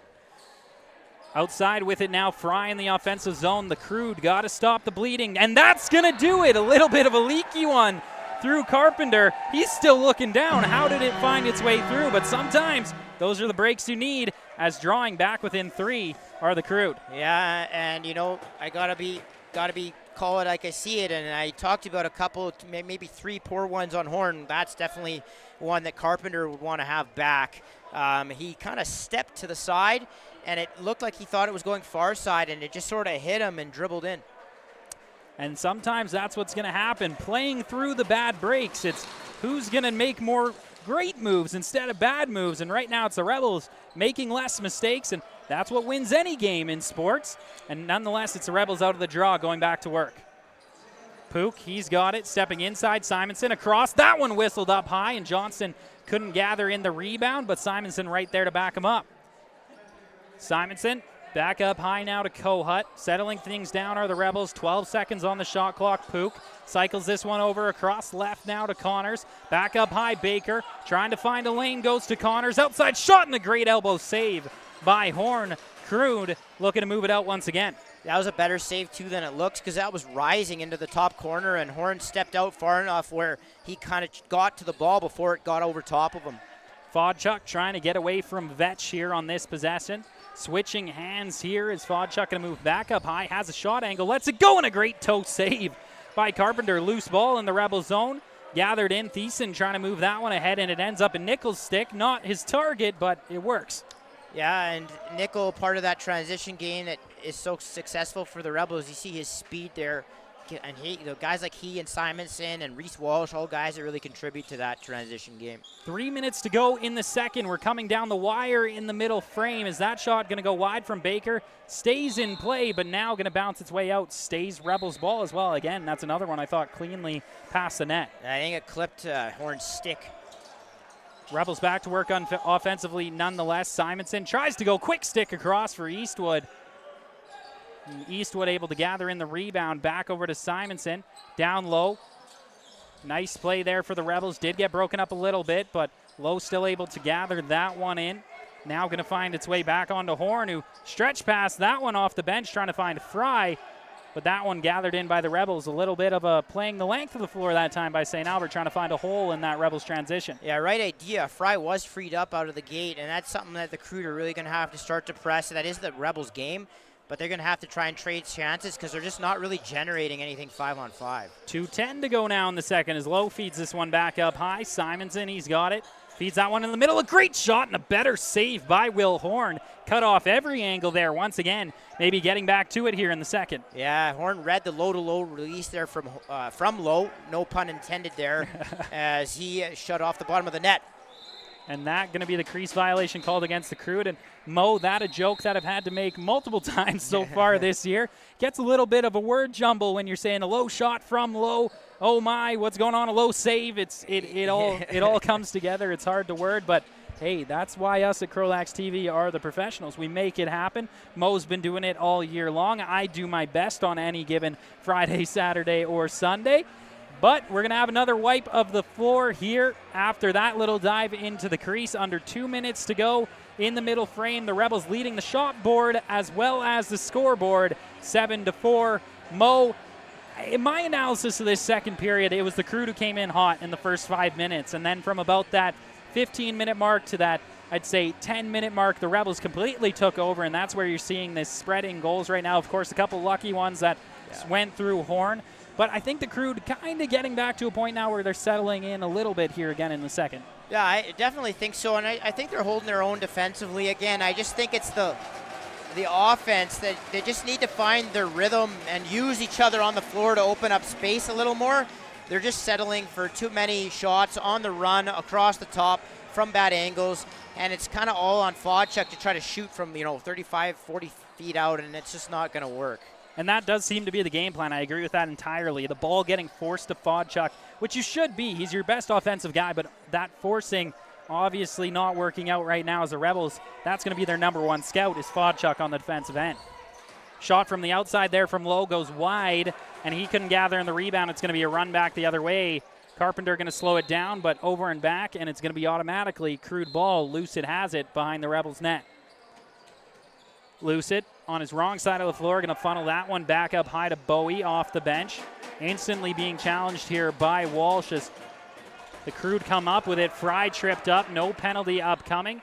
Bajma comes up with it, and Vetch going to be on a break here. Vetch gets the pass in all alone. Matthew Vetch scores just like that. The captain puts that one away with a little pat of the glass for his fans behind the net. And the Rebels doubling the Crude score, 8-4.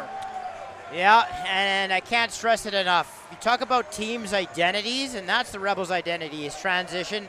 Whether it's getting back defensively and turning balls over and sending them up the other way, or doing what you just saw them do there, getting in behind off the bench or in transition and running all the way up the floor and making that pass for a 2-on-1 or a breakaway.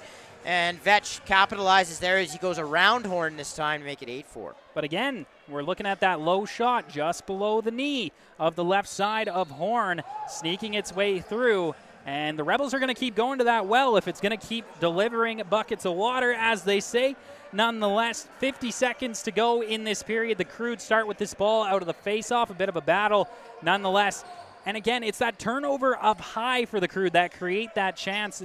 And that's where they've been operating from. I mean, we've seen the Rebels steal balls out of the air, go for runs. That's the first time they've really converted on it.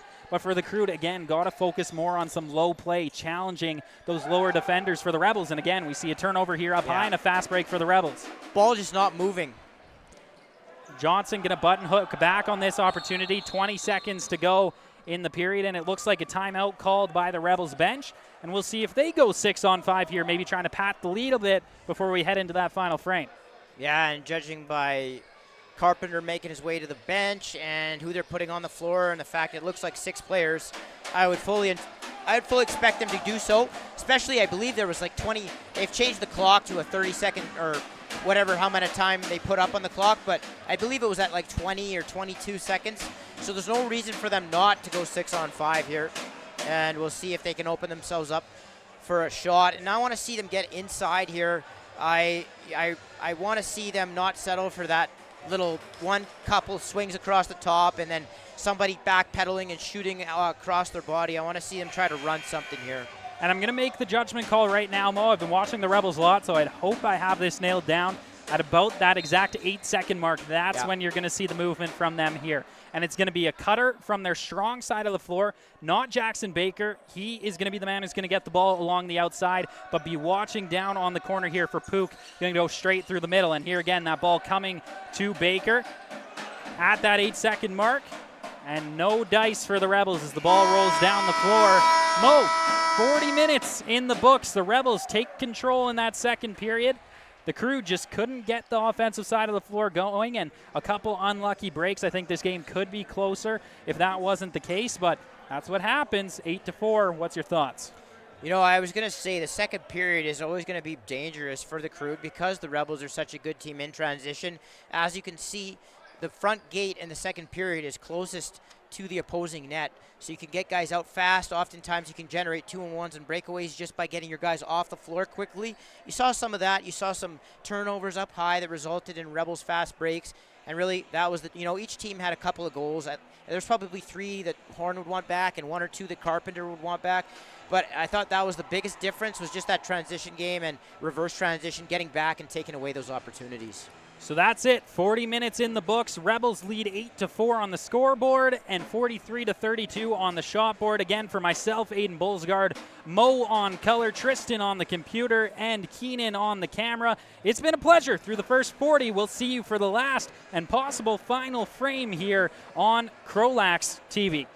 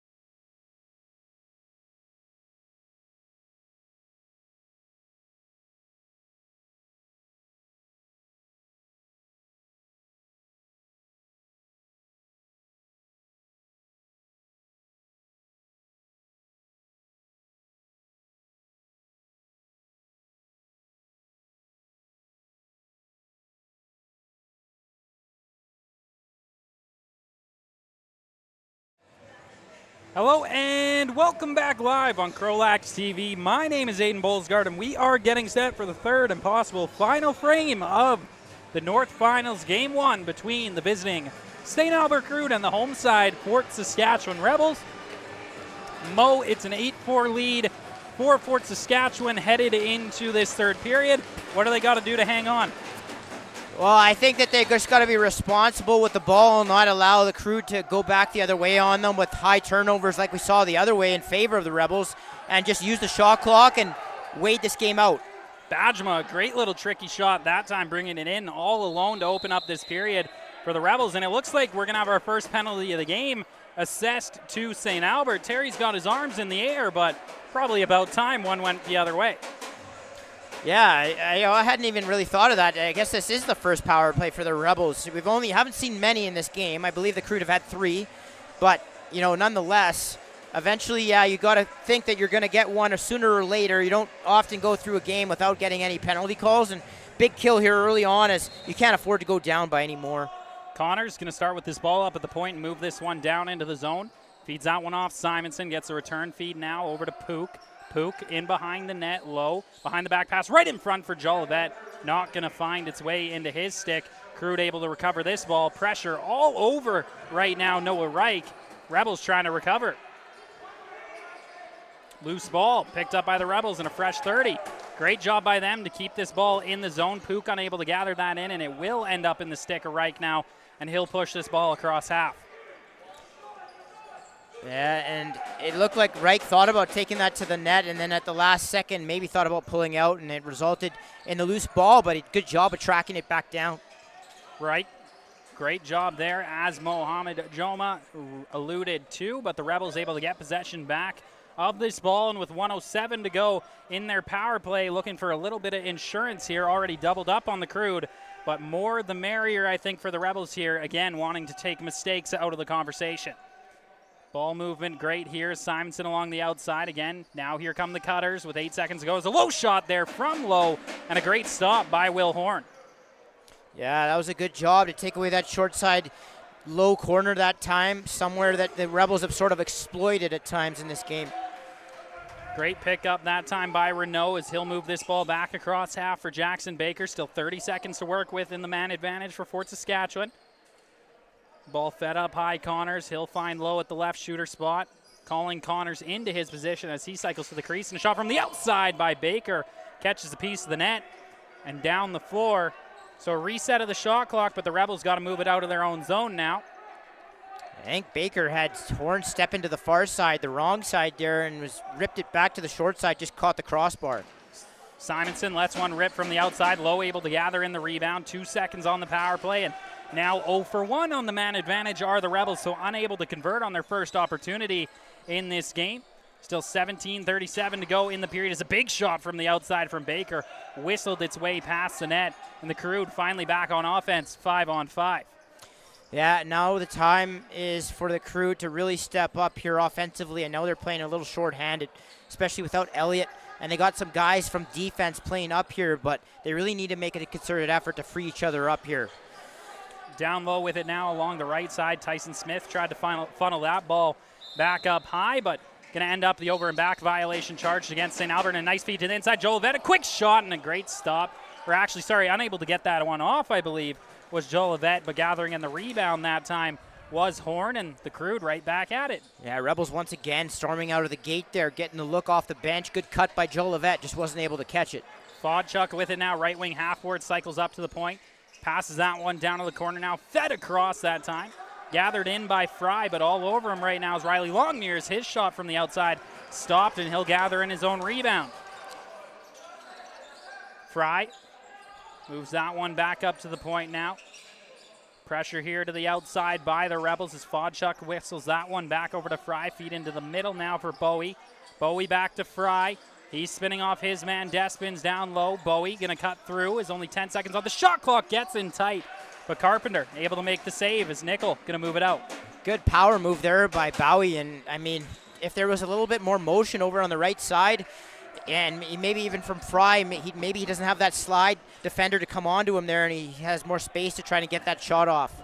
Kohut moves this one back up to the point for Lowe, who's going to feed that one down to Eastwood. Eastwood back across. Kohut feeding in the middle. Nice job as Connors lets it go, and a great sliding stop by Will Horn. But is that the back-in violation, I believe? Yeah. A back-in violation charged against the Crude, so an instant turnover back to the Rebels. Eastwood, he's got it now to move that to the left shooter spot for Connors.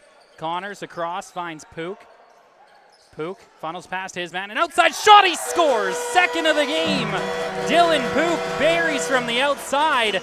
9-4, now your lead for the Rebels. Back to that short side, low corner, somewhere the Rebels have decided to shoot more and more too. We saw that early in the second, had some success with it, and now they've carried it over to the third, and that might be a back-breaking goal with only 15 and a half left, now down 5.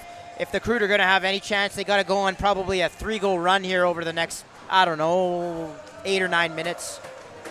Back at center, Simonson in against Ferretti, and it's going to be Ferretti who comes up with that one. Still a loose ball out of the draw, though. And the battle going to go to the Crude as they have it in the offensive zone. A nice swim dodge there. Rebels defense caught up high right now, but full offense not out there right now for St. Albert. As right off the bench, Vetch pressuring his man. It's a double team and a man down to the ground. Vetch back the other way. 2-on-2 now, 3-on-2. Rebels have numbers as Vetch lets it go. Rebound comes out. Quick stick opportunity. That one bounces through the crease, but a great couple of saves there from Will Horn. Slow to get up that time was Low. It was great aggressive defense there by Bajma, and he's really been, at least if not the best defender in the North all year, top one or two, alongside maybe Reese Walsh is maybe another guy that might challenge him for that, but just so aggressive, so athletic. The one thing I didn't like was he stood over top of Lewis, who's a U17 affiliate, and was chirping him a little bit, screaming at him. I was a little bit disappointed that the refs didn't catch that, but at this point, 9-4, I don't really know how much of a difference a penalty would have made, but still like to see those guys get penalized for doing stuff like that, but nonetheless, good play by Bajma to be jumping all over Lewis. On the flip side of that, Mo, not bad experience there for the affiliate either to learn how rough this junior game is, especially when you're going to be moving into your draft year and getting into this action full time. Yeah, and he had a really good first round for the Outlaws playing against the Crude, and now you've seen him score a couple of goals here tonight. Obviously a guy that's going to be ready to play next year when he makes the jump. Ball loose down to the corner there on a bit of a misplay by the Crude. We are 4-on-4 right now, so a lot of open floor to work with for both these teams as Thiessen moves this one across half for the Rebels. Thiessen will leave that one there for Jackson Baker. Again, he thrives 4-on-4. Give Baker time and space, and it's going to end up in the back of your net as he's got a lane right down the middle, and a shot stopped that time by Horn. Baker not getting everything he wanted on that one. Misplay by the Crude goaltender is going to result in the ball in the stick of Reese Walsh. So he'll move that up along the right side now. Dylan Pook, 2 goals in this game, looking for the infamous hat trick in the first playoff game in the JRC since the renovations took place. A big one for Fort Saskatchewan, as I know I love playing here, and there it is for Dylan Pook. A little bit of a bouncer, and sometimes that's the luck you need. The hat trick for little Pook. Yeah, it looked like he had that up atop of the crease, and I'm not quite sure how that got in behind him into the net. It looked like it was rolling down the front of his body and was just going to settle in front of him, and I don't know if he didn't know where it was, and maybe he kicked it or knocked it with his stick into the net. Couldn't quite see, but it's another ugly one if you're the Crude. And now a 6-goal lead for Fort Saskatchewan, who get on the board 4-on-4. We'll still have another minute and 3 seconds of that wide open play regardless of what happens in this game, and the Rebels continue to run away with it. Will approach center, and it looks like we're going to have the goaltender switch here as well, so Horbay going to be brought in between the pipes for the Crude. I don't think this a move from Terry Doken as a slight against his goaltender coming out of this contest. I think just an opportunity for a little added rest. Yeah. As if this game goes if this series goes 3 games, that extra 14 minutes, goes a long way. Is right off the draw. Just like that, the Rebels convert on Horbay. I definitely think you're right in that assessment. I think Terry's of the mind that Horn just played on Monday in a do-or-die game. Their season was on the line. They had played 2 games right before that in their series with the Outlaws. You know, you got your game early on Saturday. They're going to go back to Horn in a must-win game at this point anyway, and barring a miraculous comeback. So I would imagine that he wants to give him a bit of a breather, maybe preserve some of his confidence. You don't want to leave him in to get lit up here late in the game and just sort of move on from here.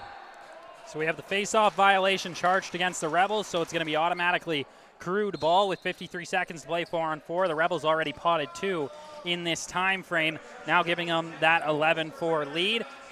But I think, Bo, you're going to see this game really open up here now in the last 13 and a half minutes or so.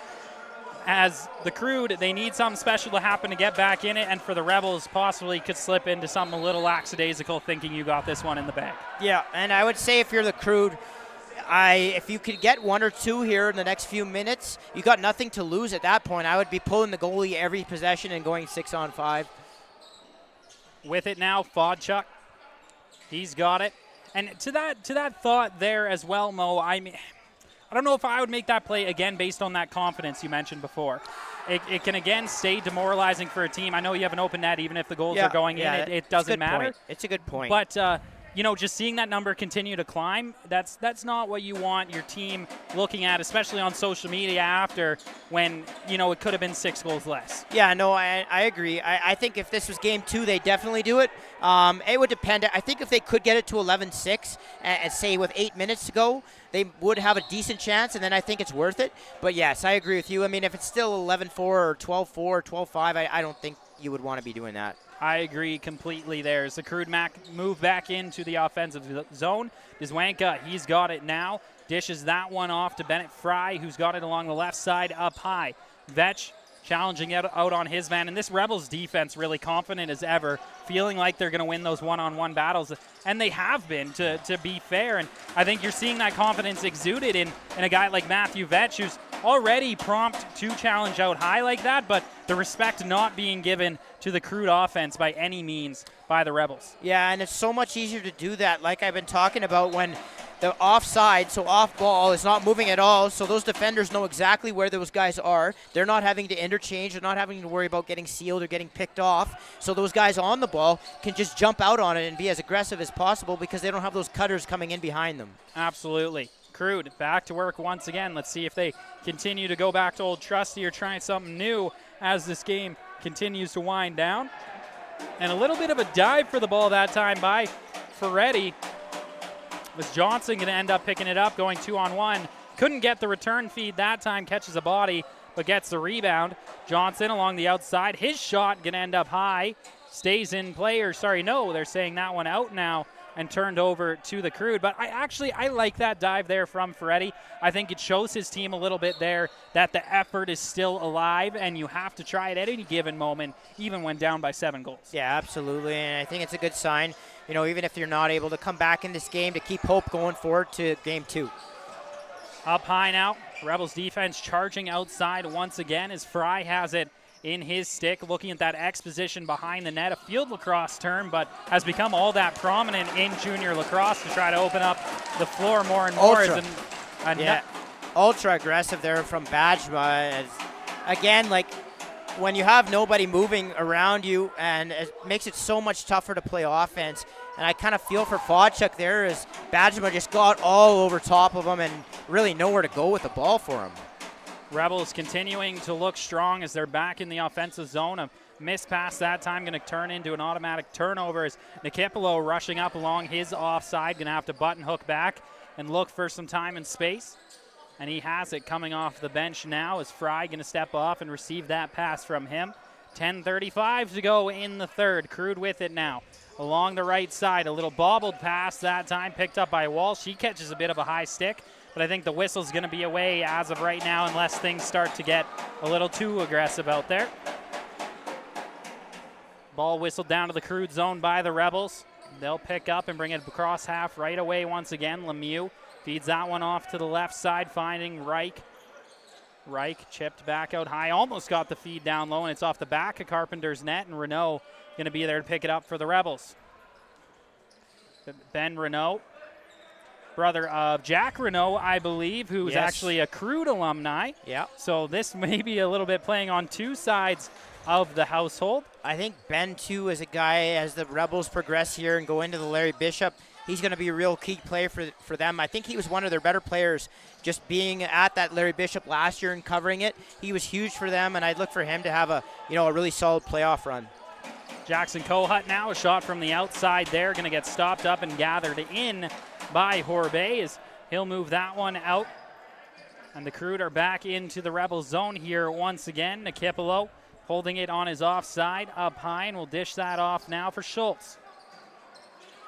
I also think that that's a big part of why this Rebels team is so difficult to deal with, is it's a lot of the under-the-radar guys that are really effective for them. It's the Matthew Vetches, it's the Ben Renaults, it's the Reese Walshes, it's the guys like that Davin Badgema, although he started to become much more of a well-known player.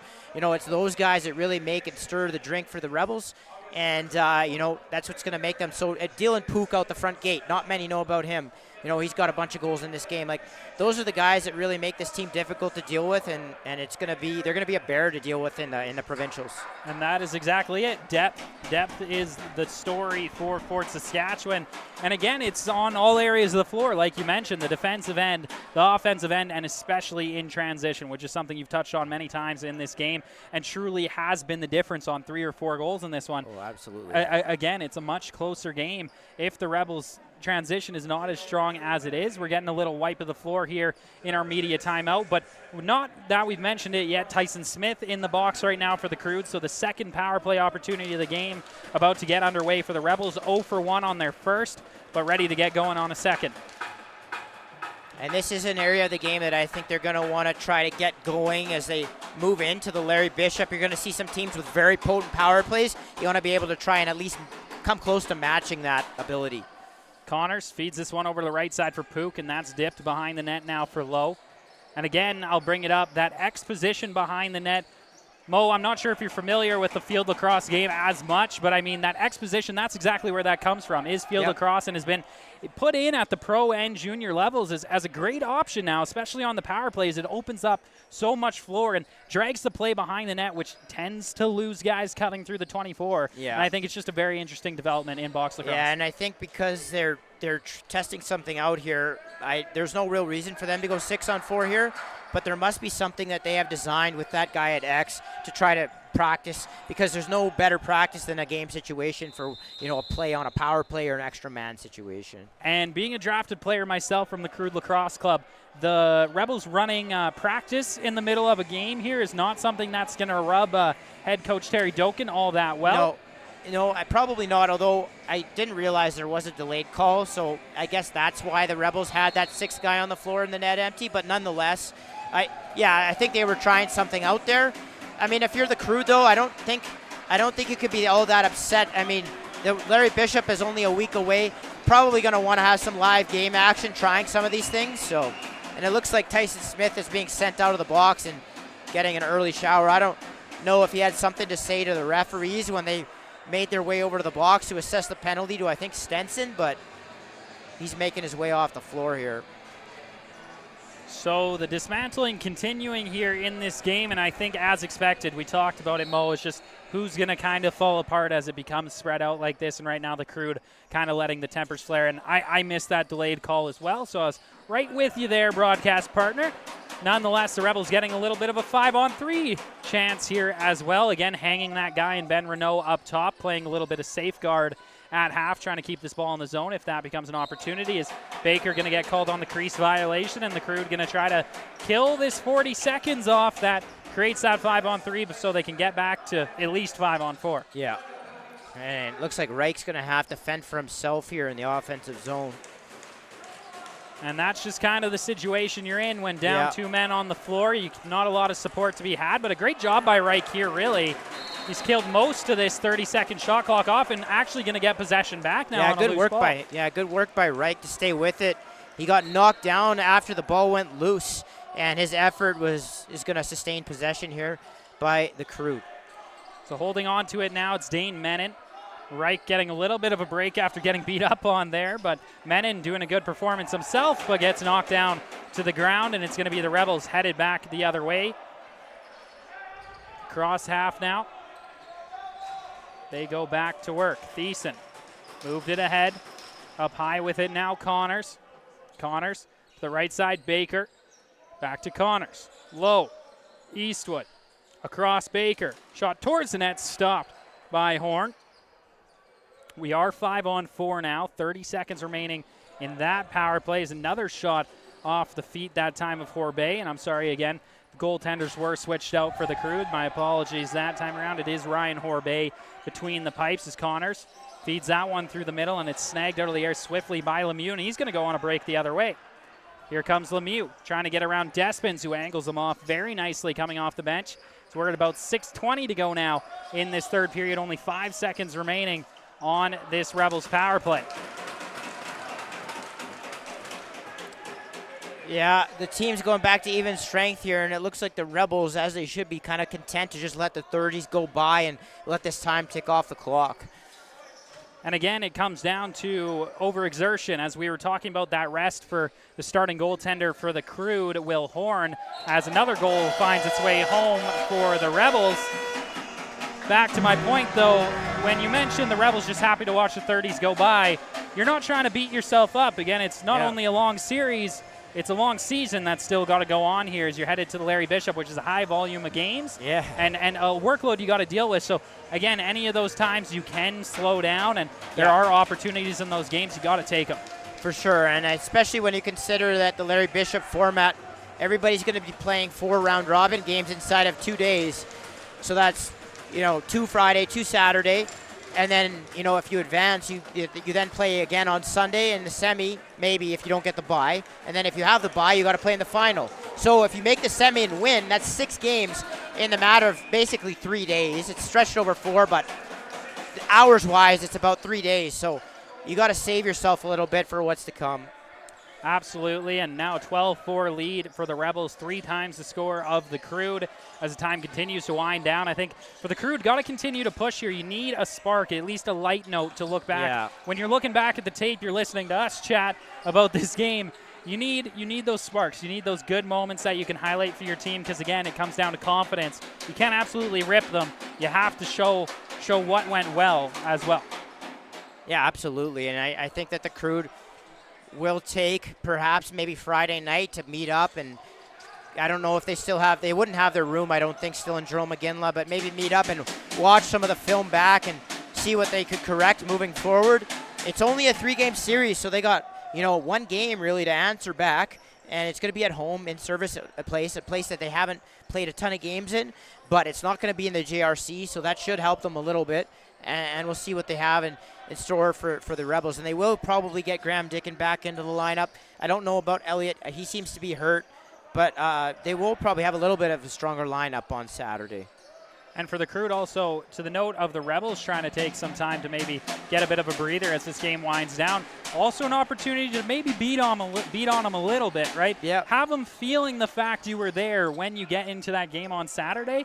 That can make all the difference as well. Yeah, for sure. And I also think the start of the game will be really key. I mean, the Crude didn't start poorly at all here tonight, but knowing that the Rebels are going to have such an advantage in the second period with their transition game, I think it's going to be important for the Crude to have their absolute best in the first, so maybe they can get a lead and sort of cushion some of that second period. Approaching 4 minutes to go now in the third. Another great opportunity on net for the Rebels, but we get back across half as the Crude on offense once again. Ferretti, he's got it, being chased down by Walsh, and that's going to cause an errant pass. And again, that's what Walsh garners on the floor. When you have him chasing you down, you start to act a little quicker, and it causes mistakes without even having to connect with your man. Yeah, for sure, and I think maybe that was a little bit of a mental fatigue, too, setting in for the Crude.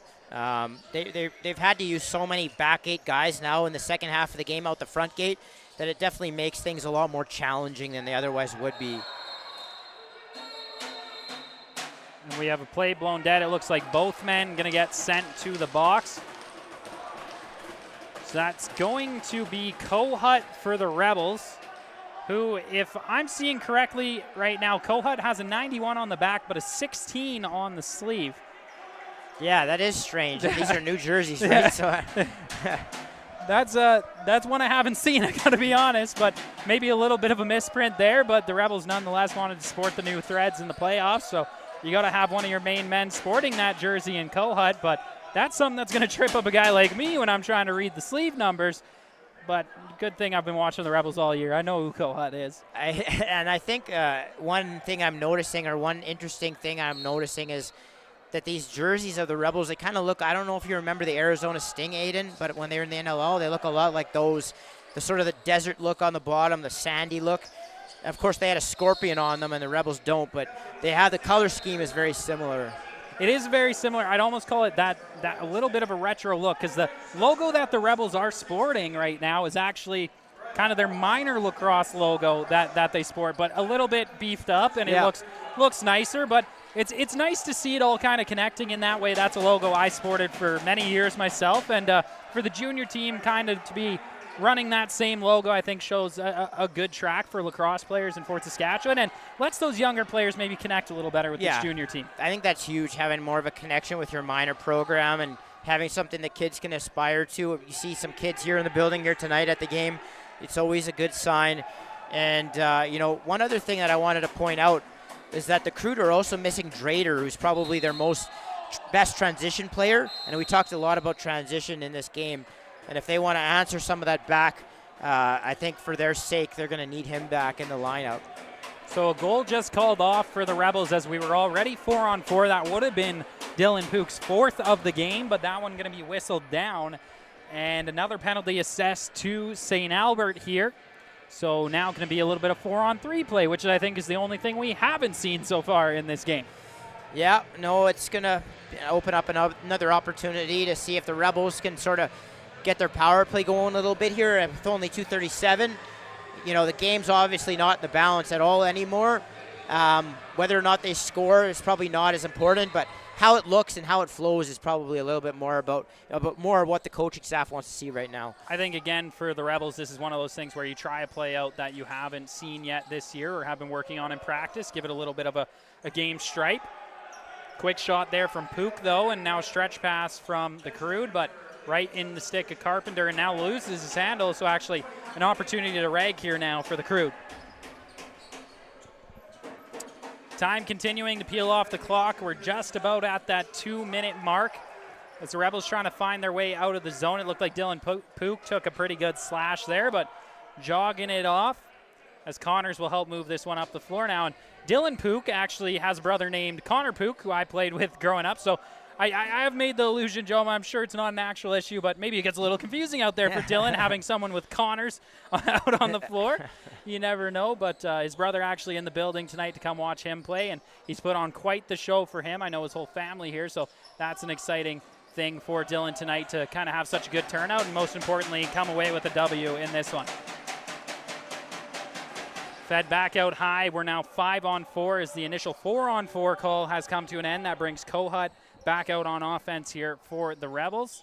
And I believe it was Noah Reich as well stepping back on the defensive end here for the Crude as Lowe has it now. He's holding on to it at the left side. Back up high now. Kalik Simonson down low. Quick shot. They score. Dylan Pook puts home the quick stick, and he had his 4th waved off, but he pockets one now. Bit of a no-look pass there from Simonson down to the crease. Pook doing a good job of finishing that off, and that's a little bit of a better look from the Rebels power play, and something maybe that they'll carry on with them as we progress through this series. And it's good to see that connection coming together. Exactly how you mentioned is those quick plays on the power play are all the difference in lacrosse. The quicker you can pass and the most effectively you can get it towards the net that's the difference maker. It's not often you see those bang-in goals or anything on the rebound in the power play. It does happen, but it's those clean shots that if you're able to find the lanes and get them through, that's going to make your power play the most successful. There's another opportunity here for Bajma and another one for Johnson, and a great save by Horbay. That time is only 50 seconds on the clock, and another penalty upcoming here, this time going to be assessed against the Rebels. So it looks like Johnson headed to the box for Fort Saskatchewan. Bajma arguing it. Is he joining Johnson in the box? Yeah, it looks like it. Looks like it.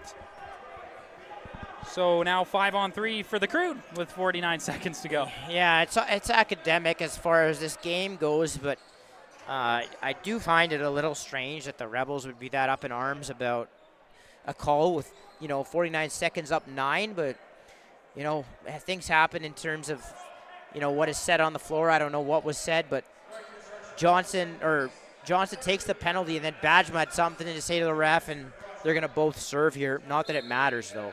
I find in moments like these, Mo, it's more about not necessarily that call, but the future ones, as you'll see a similar referee group coming in on Saturday and possibly Sunday, and I think just letting them know that you don't want to see something similar in the future. Yeah, no, I get it. I'm just trying to think of what could have upset him to that degree, but no, fair enough. And as the time winds down, only 20 seconds on the clock now, the Rebels going to get an applause here from their Fort Saskatchewan fans as this time is going to run out. The Crude, a little sportsmanship here, just holding on to it up at the point as this one is all said and done. 5 seconds on the clock. The Rebels begin to celebrate.